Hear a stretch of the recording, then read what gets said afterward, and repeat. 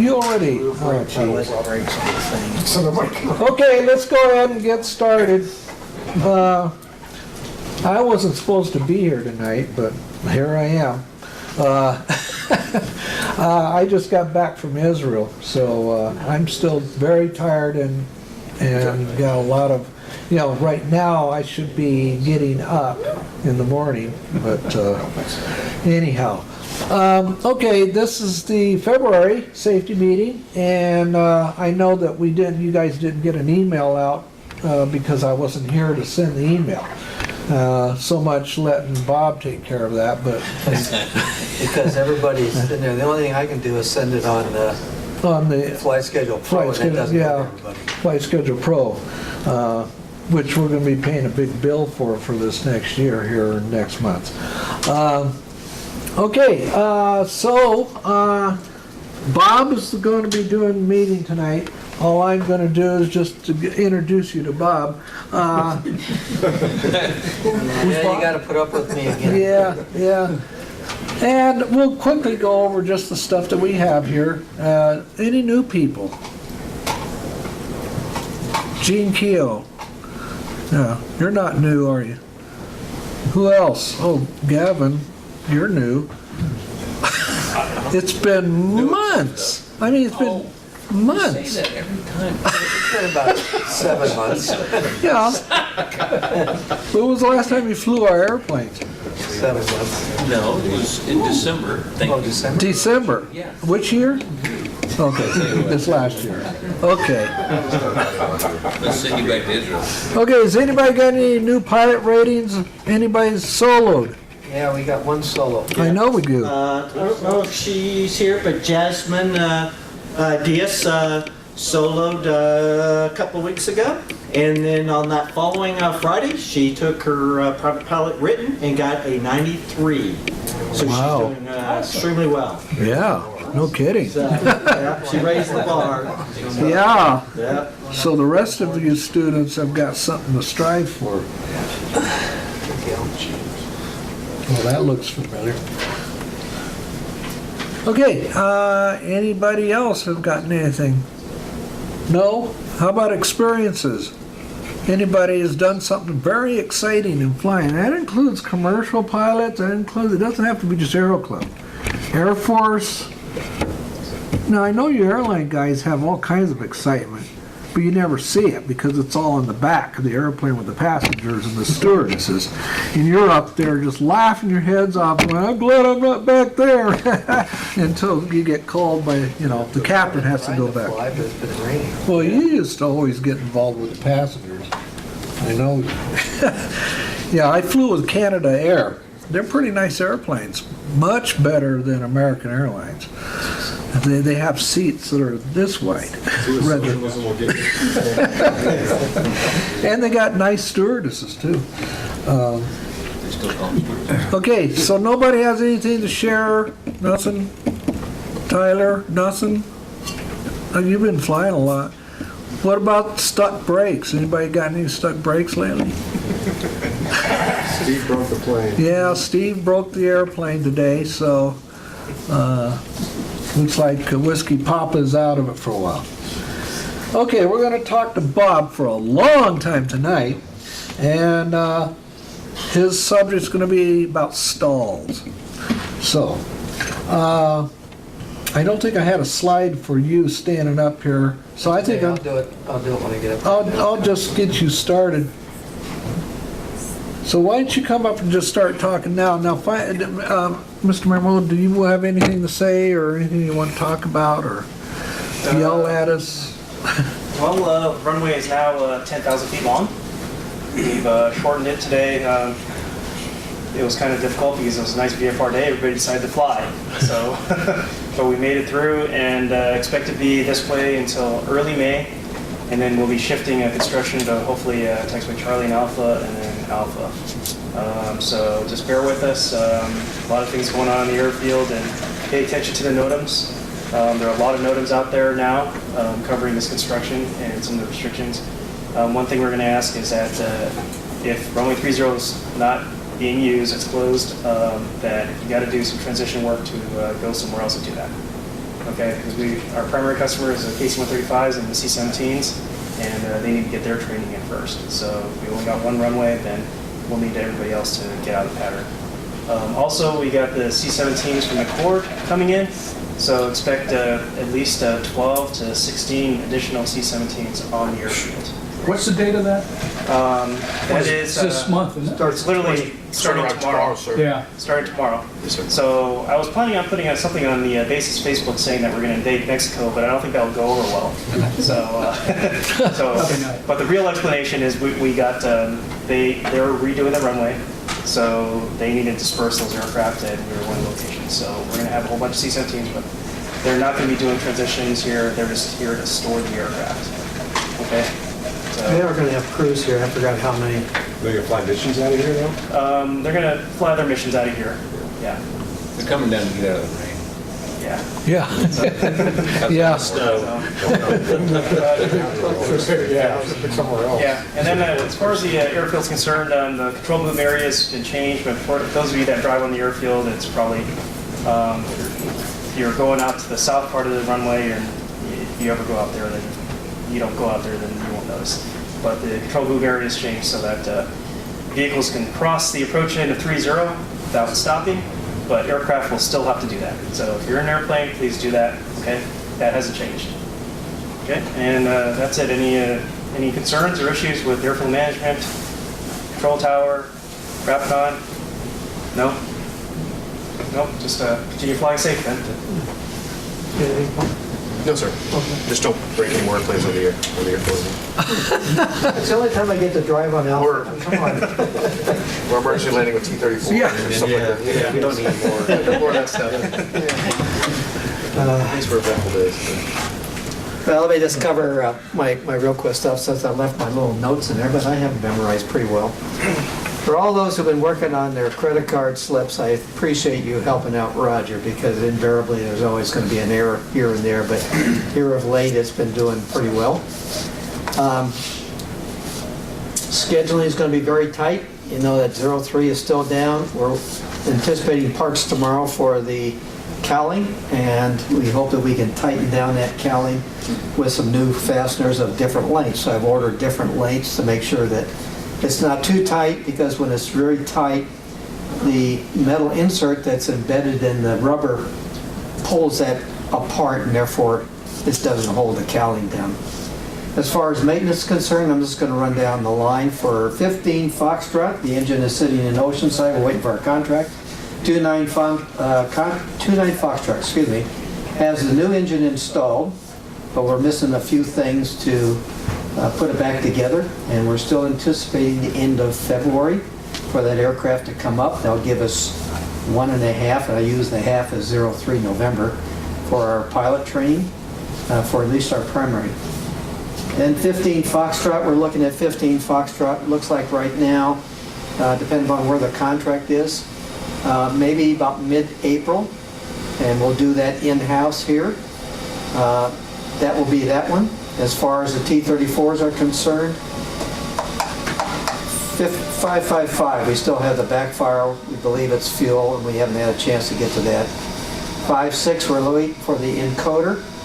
I forgot to order that today. It'll be in tomorrow.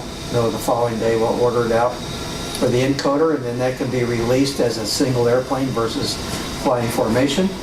234 Whiskey Papa, we're back to the lead brake again, and now we're down to the shuttle valve. So there's a shuttle valve. We're going to have to take it apart and see if we have anything that's causing that to stick and hold the pressure on that. Let's see, 5.7, we're doing the horizontal stabilizers. They'll be in tomorrow for the eddy current, for the horizontal stabilizers, and the fittings for the doubler that's in the horizontal stabilizer, and then we put it back together. And when it comes out of the hangar, we'll have a complete inspection for the horizontal stabilizers plus a 100-hour, and we're starting afresh. So for the people that are looking for the 7th, 8th, and 9th, we should have 3 airplanes for you. That's for Palm Springs. No, I beg your pardon, that's going to Phoenix. That's red. The strut on 5.6, is that no big deal? That's got to go into the hangar. There's no room in the hangar. We have to put that up on the 3-point jack, and we have to rebuild the whole thing, which means we got to get it up, pull out the lower sleeve. And what happens when it's real cold and we've had below 30-degree weather here, everything leaks out of those O-rings. And that's one of the problems that we have presently with some of those things. Whether that, we can probably use some calipers and measure the inner cylinder and see how much it is worn out or wear on it. And if it looks like it's real bad, eventually we'll probably have to send out that main gear for overhaul and have it brought back into specs. That will stop some of that leakage on that one thing. 10 to 1, it's only air and not enough fluid that's in there. So we tried to fix that today. We don't have enough pressure in the bottle, at least to get you airborne and out of there. But that's what we have to do, and to do that, we have to fill it right. And they haven't been filling it right. All they're doing is putting a squirt bottle on the top and then putting air in it. That doesn't fill the required amount of fluid that should be in that cylinder. So we're working on that. It has to go on the jacks to do that. That takes care of maintenance, and there's any questions in regards to maintenance or scheduling. So bear with us. When you guys fly in a whole lot and we don't have any airplanes because of engine changes, we have to suffer. Right now we're suffering. So we'll have it. By the end of the month, we'll start getting back into our normal operation with everybody being able to take and fly an aircraft for their training. So let me get started tonight with a program which starts from Bonanza. It's a good program.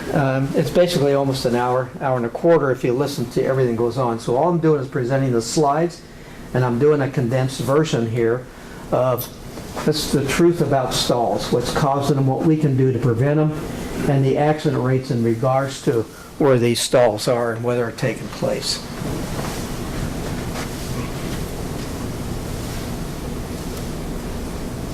Where's the down button? Here, let me show you how to do this. Well, I normally just do that one right there. Yeah, just that right there. That's what I did. Yeah. It's not doing it. Oops. Yeah. There it is. Okay, so that's today's lesson, and we're going to start on that. Notice that's a nice clean A36. Loss of control is really looked at by the FAA. They're big in stalls, and also the National Transportation Safety Board. In all their investigations, that's one of the first things they begin to look at, and that is what causes and what causes this that we're looking at here. Luckily, those people got out pretty good, but it's an early F-33, and notice it's only a two-blade prop. So what type of stalls do we have?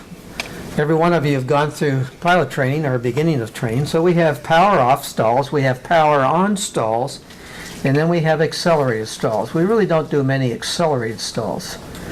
Accelerated stalls are when we get into a turn and we let the nose drop off, we start accelerating, and then all of a sudden we say, oh, we're descending, and we start pulling back on the yoke, and then it gets into a nice high-speed buffet, and actually will pull the wings off an airplane.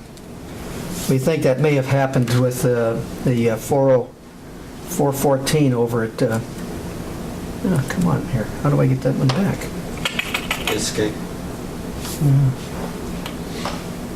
Just click away, yeah. So for power on and power off, power on, and accelerated stalls, where are our flaps? Are they up or are they down? Are the flaps being used in regards to stalls? Are they partially extended or are they fully extended? Every one of these things aggravate a stall. And we're going to get into more aspects of what this is because it changes our chord line. Everybody know what the chord line is? So we're going to look at the critical angle of attack, AOA. As we notice that with the 10 degree, which is on the left-hand side, the normal flow of air flows across the wing, giving us lift. As we start to increase our angle of attack, it begins to burble, and at this particular point, with all the data that is based on a Bonanza, but it also takes the same effect in regards to whether you're flying a T-34, Cessna 182, or 172. At 16 degrees, we notice at the tail end of the wing and across the flap and aileron area, we begin to get a burble. We've lost some of the lift there, and all we have to do is raise it 1 degree, and look what happens to the wing on the right-hand side. We've lost all lift. Therefore, we're in a stall. We're going to see this on some graphs as I progress. So I just mentioned the 10-degree angle of attack, and that's going to be a normal climb. That's basically takeoff. If we look at it's very mechanical. Whether I'm 707, DC-10, MD-80, Beechcraft, Cessna. 10 degrees is probably the most even pitch that you're going to see on an aircraft. It's very mechanical. I can't tell you why. But it's going to be variable, maybe at 9 degrees, but maybe basically 10 degrees. So if you ever taken off, look at your horizontal, your situation indicator, your attitude indicator, and you're going to be just about 10 degrees. That's an actual good indication for the maximum lift that you're going to have. If we start pulling that nose back up, and that's when the instructor starts yelling at you, you're beginning to approach the stall. You haven't reached it yet. And then, of course, when we hit that extra little thing here, that's when you feel the burble and the nose starts falling around and the wing wants to drop off. And we're going to talk about what happens to wings as we proceed on this thing. So there it is, all three of them. Just remember it's a critical angle of attack, even with the space people out there at Mojave. Can we have an angle of attack, and can it affect us in approach to a landing? So we trim the aircraft for a specific airspeed, which basically holds the wing at almost a 10-degree pitch. When we start pulling back and we try and stretch a little bit without adding power, because power is going to control our altitude. Is that correct? Power controls altitude. You don't worry about speed. We try and hold the speed. We add a little bit of power. It's going to take and level off. But if we let it go to 16 degrees, we begin to get the burble. And then if we really try and pull it back that extra 1 degrees, we get into a stall. Very critical on landing and getting into the landing configurations. So that's why we work on airspeed and try and hold that one particular attitude as we come in. So as the FAA says, to determine that in your flight checks, exhibit satisfactory knowledge to the element related to the power off stall, select an entry altitude that allows you to do the task no lower than 1,500 feet AGL, establish and stabilize the descent to an approach or landing configuration as specified by the examiner, transition smoothly from the approach or landing attitude to a pitch attitude that will induce a stall, maintain the Pacific heading plus or minus 10 degrees, straight and level flight, and not to exceed 20 degrees plus or minus 10 degrees in a turn. So I'm not sure if the new AFC, or ACS I should say, covers this thing. It does. So basically, it's part of the, if you look at the 8083, that's the Airman's Information Handbook, Aeronautical Knowledge, and it's covered in most all airplanes. Somewhere along the line, it's going to cover most of that. So we have high angle of attack for final approach, which causes us to get into the stall condition. And we have high angle of attacks on a missed approach and on go-arounds. So if we trim for an aircraft, as we see in the next slide here, and we start indicating that we're going to get into a missed approach without retrimming, and we apply the power, what happens to our nose? It pitches up pretty violently, doesn't it? So when we get into a pitch up, this is basically what happens. So we're at full flaps, idle power. We trim with no pressure because we want to be lazy pilots. And then all of a sudden you decide that you need to go around, so you add the power. And not only do we have propeller blast, which increases airflow, but the aircraft wants to pitch up, and we also have the P factor, which we control by the rudder. Pilot fails to prevent the pitch up. Wing gets to an attitude like we just saw, 17 degrees or greater, stalls, and it rolls over. There's nothing we're going to be able to do to control that. So we just covered what we have. 10 degrees idealistic, 16 and 17, we've reached the critical angle whereby the aircraft is in a stall and a pitch up. And I can trim my aircraft, go to full power, and I'll guarantee it'll go to 20 degrees. 20 degrees. So when we talk about the coefficient of lift in regards to our angle of attack in degrees, we notice that the midway we're really at about 10 degrees. When we get to the top of that arc, we're at 16, and it only takes just a little bit to get to the 17 into a full stall, which happens to be the critical angle of attack. And therefore, and this takes place no matter what airplane we're flying. This just happens to be a Beechcraft, and all the graphs came from Beechcraft, but it's still pertinent to what we fly. And once we get to that 1 degree, we're in a stall mode. So there we are. Best rate of climb, maximum lift is right at the top of the peak. It's kind of going Lena Peak, but we're on the opposite side, or just slightly total Richa Peak. And then we get to the critical angle of attack whereby the aircraft enters into stall because we've lost all lift on the wing. So what does our ailerons do? The ailerons also have effect. This aircraft happens to be on takeoff. It is an A36. If you notice, the gear is slightly folded. The inner gear doors are open, and the nose gear is coming back up into the wheel well. So we have a down aileron, increases the drag, and it also increases the angle of attack. And why does it increase the angle of attack for a down aileron? Does anybody have an answer? No answers? You want the answer? What do you got, Robert? The chord line changes. And the chord line is from the leading edge of the wing to the trailing edge. So if my chord angle changes, the angle of attack changes. It's not that the wing has changed position.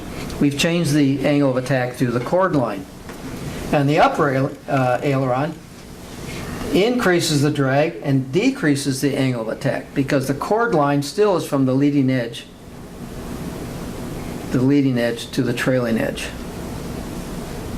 It's in a different direction. So remove the judgment SS matrix. Do not apply this to PTS. Remove task D, accelerated stalls from the area of operation. This has to be change 1 of 2012, and I'll be honest with you, I'm not sure if that's still in operation with the FAA. Yeah, we don't do accelerated stalls at the Yeah, so, level. well, Bonanza stopped all accelerated stalls because it was, the guys began to stretch some of the bolts in the wings. There's only 4 bolts on those things, 2 on top and 2 on the bottom, just like the T-34. So that's why we don't get into accelerated stalls. You're really pulling a lot of G loads when you start getting into accelerated stalls and you start trying to level off without leveling the wings first. We'll cover some of that. Stall factors versus the angle of attack, as we notice at the factor on the left-hand side, as long as we're down to about 60 to 50 degrees, it begins to arc up. 50 degrees angle of bank, 45 is somewhat reasonable. But when I start getting to 60 and I start trying to get into a 90-degree turn, we almost into an exponential curve that goes into infinity, and that's when the most drag and the most load is being placed on the aircraft itself. Because we have to keep the nose and the altitude where it is, I'm putting more pressure on the airplane.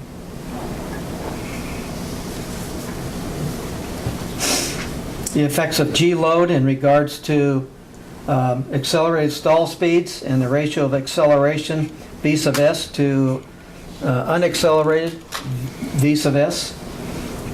You look at your G loads, you can come back over to your stall speeds, and you notice that if we continue and we get into the accelerated stall speeds, we're looking at even at 150 knots indicated speed, we can really put a lot of we get into the accelerated stall and how much speed we're going to have in regards to indicated. It's going to be about 150, and yet we're almost up to, on this one here, we're about 245 actual airspeed. So don't really use this graph. This came from Beechcraft. It's not in any of the handbooks because they don't want you to get into that. But this is an example of what's taking place with an airplane when you start getting into some high speeds. So angle of bank during the descent is critical. It can be little to no increase in a G load. Therefore, little to no increase in stall speed.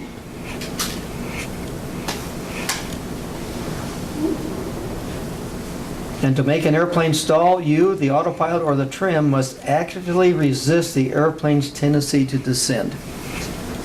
So we're continually pulling back on the yoke, actuating the elevator to keep it where it is. A36 pilot was very nervous about stalls. They told him that just slow the airplane down and see how it handles. Well, that's kind of a heck of an attitude of how it's going to happen, but I can tell you one thing. In a power on stall at 50 knots, I have to aggravate it to make it stall or have to reduce power. Mine is pretty doggone stable, but I tell you, the worst thing you do, don't want to let that rudder go. You got to keep that ball where it is. So pre-stall indications, by pulling on the yoke, the more we pull, we're going to get into a stall. That's what we just covered with angle of attack. If we don't maintain right rudder to maintain heading, it's going to roll off. We're going to aggravate the stall, because next thing you're going to do is try and hold it with aileron. And like we just said, if we use aileron, we're changing that chord line one way or the other. That's going to aggravate. Decreased noise. What causes the decreases in the noise? It gets kind of quiet when we start slowing down airspeed against the windscreen. Decrease in our indicated airspeed, you watch the needle come off. And if you release the back pressure, you reduce the angle of attack. And that's what we just talked about, from 10 to 17 degrees. Various graphs for landing. Same thing here. I'm not going to go about on that. You have your own graphs and you can see where you are. That's why we do this. And the stall speeds it out at idle. You can go through the same thing. This happens to be a Beechcraft graph itself. Cessna is very limited on some of these graphs here. So from that, a lot of people are saying, okay, let's put in an angle of attack to help us out. So angle of attack indicators are very sensitive and the display of actual AOA. Now, what do they mean by that? We're going to cover that shortly here. Automatically account for changes in the aircraft weight. That's true. More visual display of maximum performance speeds. Okay. So there's an indicator. Is it certified? What makes an item certified in an airplane if we had an AOA in it? They're not certified. Each one can be set separately. There's no standard in regards to an AOA. And yet people buy them and put them in the airplane. So who sets them up? It's the pilot themselves who sets in the parameters of what he thinks should be correct. So the factory isn't giving you this from testing. They're letting the pilot make it. And this is why they're not certified. You're not going to see a lot of these things on a GA aircraft from the factory, as far as I know. Airlines are something else. They have an angle of attack indicator, and they're very expensive, and they're very sensitive. So slower than normal airspeeds shows that they may be right, they may not be right. Individually calibrated, no consistency from one airplane to the next. We just mentioned that. It's a single sensor, only accurate in coordinated flight. And there's no training guidance or a standard for you to take and follow the AOA. So this happens to be injuries in regards to Beechcraft from stalls. 33%, and this is from 3 to 12, 58 crashes. There were no injuries in the 33% range, but yet 67% were either fatal or serious due to stalls. In a Baron, which is a twin, out of 24 crashes, 4% were non-injured, and the fatality, 96%. Crash in there. 96%, that's pretty bloody high. And this is what happened to the captain, the young captain, doing his check ride out at Olfott last year. And they were on approach, and I anticipate it was probably single engine, and killed both he and the instructor in a Baron. And we're going to cover some of these again. It's just that Beechcraft Debonair phases of flight. 40% of accidents are caused in takeoff or the initial climb. So they didn't have it trimmed right, they're not putting pressure on the yoke, and they're letting it get above the critical cruise and maneuvering speeds, down to 16% about that. Bulk landings or missed approaches were down to about 9%. IFR circling, pretty low. Most of the time we're trying to maintain an altitude.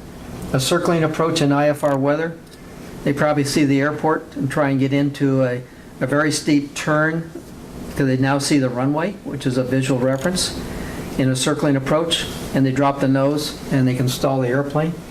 And in the landing configuration, about 34%. Out of the loss of power, excuse me, 31% loss of power, no power losses in the balance. That's about 69%.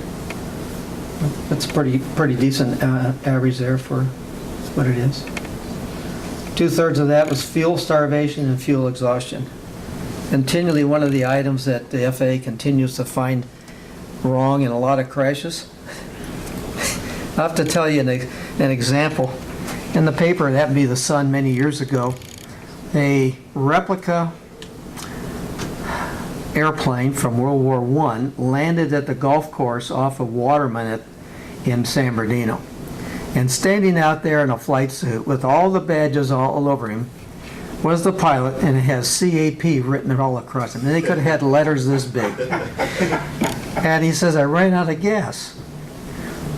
Well, he never checked the system, and at that time, it was a gas cap with a hole and a wire with some markings on it on a cork, and it ran up and down.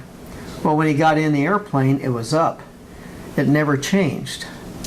So he always thought he had gas in it. Now, how stupid can you be not seeing it change after you've been flying for quite a while, and it ran out of gas? It was like an old Jenny.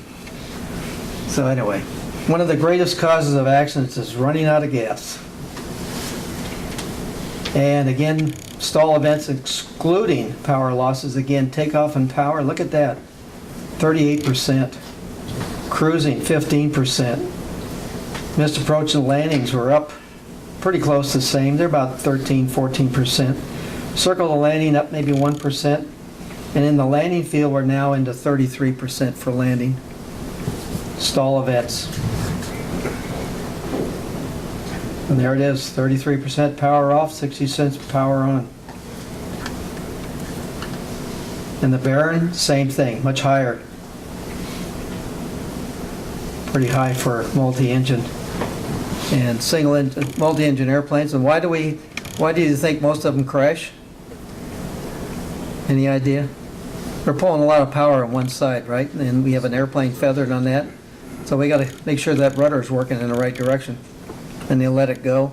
And then they think they can hold it. They can hold it with aileron. Very similar to what Flight 196 out of Chicago, when they lost its engine. FAA was fined over $5 million at that time because they authorized the procedure of doing it by installing the engine with a forklift. And if the individual had just pushed the nose over and gained 4 knots, he would have flown out of it when they lost all their hydraulic systems. Continental, that was a cracked box. There's a box construction for the engine. Continental was the next one to lose one, and yet they caught the crack before they got airborne when they ground all the DC-10s. Pretty serious. So 33% of these are power losses, and again, 67% with no power loss for travel air. Fuel starvation again. Fuel starvation. Very critical angles of that. We're going to skip some of this here. So we're going to talk a little bit about flat spins here. Power on versus power off stalls in a Baron. 4% power off. Look at the power on. 96% power on flat spins. Pretty high. Vortex generators. Everybody know what vortex generators are and what they do? Vortex generators guide the airflow across the wing at low airspeed so you always maintain control. It's forcing it. And who started? I think it was the Russians with the MiG-15, called the stall fence. And we've copied a lot of those. We've seen a lot of airplanes with a stall fence in the front. And Beechcraft has a little, like a little V-strip. It's a triangle strip along the leading edge. It's just enough to take and force that airflow across the wing without putting on those things. And they run about $2,000, and they're glued on. And they give you directions of how to do it, but they work pretty good. University of Tennessee Space Institute study for the U.S. Forestry Service began with these generators. Slight reduction of stall speed and no aerodynamic warning of impending stalls. That's one of the disadvantages of them. So if you're in a Beechcraft, this happens to be a twin. Here's the engine, and You can see the engine out there on the wing and the windows. I suspect it's probably the Baron. They're going to be a pretty high pitch. But if you're sitting and you feel uncomfortable and you're sitting back like this, there's got to be something wrong. Why am I facing upward when I should be looking out? You know, that's the first thing. I can remember flying into Tucson to visit my son and daughter-in-law, and I'm sitting there getting my approach plates ready. We're over Casa Grande, and all of a sudden it begins to slow down. I can hear the wind starts quieting, and I'm beginning to get back like this, and I'm looking, and the airspeed is going through 110, and I immediately came back up at full power. I'm at 10.5, and I'm not going anywhere. I'm in a mountain wave, believe it or not. So I'm on the upside of a mountain wave, and the next thing, here goes the airspeed again. It's going back up. I'm on the downside. Finally pulled back out of it because I lost about 500 feet. Called ATC and told them what's going on. So just be aware when you feel something that's not right for you, start looking, especially if you're sitting back in the seat when you should be sitting upright. Today's lesson, we stall for proficiency and we fly to avoid stalls. And the truth about stalls, the airplane will not stall unless you or the trim, as we mentioned earlier, are actively increasing back pressure on the elevators, banking when under a G load to increase the speed at which the wing reaches critical angle of attack. That's almost like an accelerator. And it takes only a small reduction of an angle of attack to turn the stall into a maximum lift condition. So what should we do? Anybody have any ideas if we're entering this in a particular area? If we just take each one of those, whether I have an autopilot on or whether I'm in a bank, what's the first thing we want to do initially? And I believe that Colonel Hosey mentioned this just a few months ago in his program that he presented. Let's get the wings level and let's get the nose down so we can get some airspeed on it and then get back up to our altitude. If we don't take and correct the attitude in the nose of the airplane, we enter into a stall. If it goes aggravated and gets into an accelerated stall, it can be very dangerous. So, remember the old thing, just fly the airplane, do what you think is right. The more flap and the more power, the more dynamic the stall. It's because we just changed our chord line. We're aggravating it with power. We're increasing it. A mush is as bad as a stall. It becomes mushy. Okay. How about FCG? Can we get mushy with FCG? Yeah. I think Tyler will remember us coming back from Amarillo. We delivered 3 airplanes down there. We spent the night in, what was the? Winslow. Winslow. Yeah, there wasn't anything there, I'll tell you. Don't sneeze because you're in and out of that town in a hurry. We got stuck there for the night. So I'm coming back into Winslow to fuel up my airplane, and we're coming back here. And I got full flaps, and I'm going like this with the yoke. I said, I said, I'm on a ragged edge. And I yelled back to Tyler because he's got a bag full of books and everything. Tyler likes to bring his work with him, I think. I said, how about bringing all that stuff in the aft of the cargo and stick it up under your feet? As soon as I did that, I had a little more control of my yoke. But you can feel when it starts getting mushy. And I wasn't about to go on the aft end and tail first. So, increased speed, it kind of helps you out a little bit there.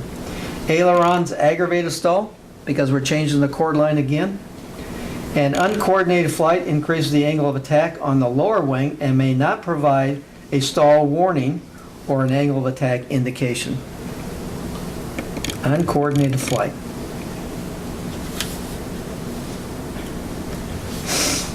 Stalls and bearings, travel errors are almost always fatal. We just saw that by the statistical data that was supplied. And historically, bearing and travel errors, stall crashes are almost all power on stalls. It's kind of an interesting form of data. So let's mitigate this a little bit. Exercise good fuel and engine management. Regular practice on stalls and high angle of attacks. Go out into the practice area. Stalls aren't dangerous if you understand them. And the first thing you want to do is keep the rudder and the ball centered. Once you got that, the nose falls down. You're not going to fall off on the left or right wing. You don't want to do that. As soon as that nose hits the horizon and you feel the stall and it starts shaking, the nose hits the horizon, I'm just easing the power on, and you come out, you'll lose about 50 feet, guaranteed. Go out and practice. Practice. I still do it, and I've been doing this a long time. Be prepared so sensations are instinctive if the engine quits. Just remember, on a low wing, especially the T-34s, our glide angle and our glide distance is from where you sit and the tip of the wing. If you draw an arc from that tip to the other tip, that's as far as you're going to get no matter what altitude you're at. On a Cessna, you're going to have to just practice and see where you are, and you may take a spot on the strut. Find a spot on the strut and see what your glide angle is, and you hold that airspeed, just about how far you can go. And if you do that and you start picking up points, you'll have a good indication of what's going to happen and how you'll be able to walk away with something, because you can plan accordingly by finding some place to put the airplane down without putting it into a bunch of trees or a bunch of houses or a parking lot full of cars. Don't try and stretch it. You're better off putting it down the ground and walking away than not being able to walk away by trying to stretch it. Don't forget the aircraft weight and the CG and the density altitude. Density altitude. Boy, do we have density altitude during the summer months here? Darn right. How about Big Bear? We talked about Big Bear during the summer months. Elevation is 6742 at the airport, 65 degrees. Does anybody have an idea what the density altitude at those temperatures at Big Bear are when you want to fly to Big Bear during the summer? I don't do it. I'm waiting for some answers. 8,500. How much? 8,500. 85 I got. Beep. More? 6,500. How much? 6,500. Beep. How about a 10-4? 10,400. You go out there and start looking at the graphs. 85 degrees. You go up there for breakfast. Oh man, by the time you get out of there, it's 11 o'clock and the temperature's already going up during the summer months. And then you go out and you see the little electronic signboard out there on the east end when you're about ready to take off. And it reads out the altitude, 10,000 feet, and you're going, holy crummy sakes. And then they wonder why mom and dad in the back seat, two old guys in the front seat, they just loaded up with gas, had a big fat breakfast, and they're going down in a 160 horsepower Cherokee that doesn't develop anything in more than 120 at altitude right now. And they keep going down the runway, run down the runway, and next thing you know, they're in the pond at the end of the runway. It happens at least once a year. Once a year. Just be aware of density altitude. Man, I'm a stickler. I got stuck in the Navy on not quite an engine out. And I've been better off just going back to old El Toro at the time. But now everybody had to get back to North Island, and the book said we can take and run this engine at a certain temperature without that. And I went around Point Loma at 150 feet with one engine at full power and the other one just sitting there windmilling because all the rods were gone in it. Bad move. Pitch attitudes. Pitch attitudes again. Trim for the missed approach. Visualize the angle of attack. Don't forget, on the missed approach, we got to retrim. We got to get the nose back down. And there we are. My lesson for the day. And the next meeting is again on the 19th, the third Tuesday of the month. Anyway, I hope you individuals learn a little something. And I thought it would be a good program to talk about because we don't talk enough about stalls. We get worried about stalls. They're really kind of fun to do sometimes. Any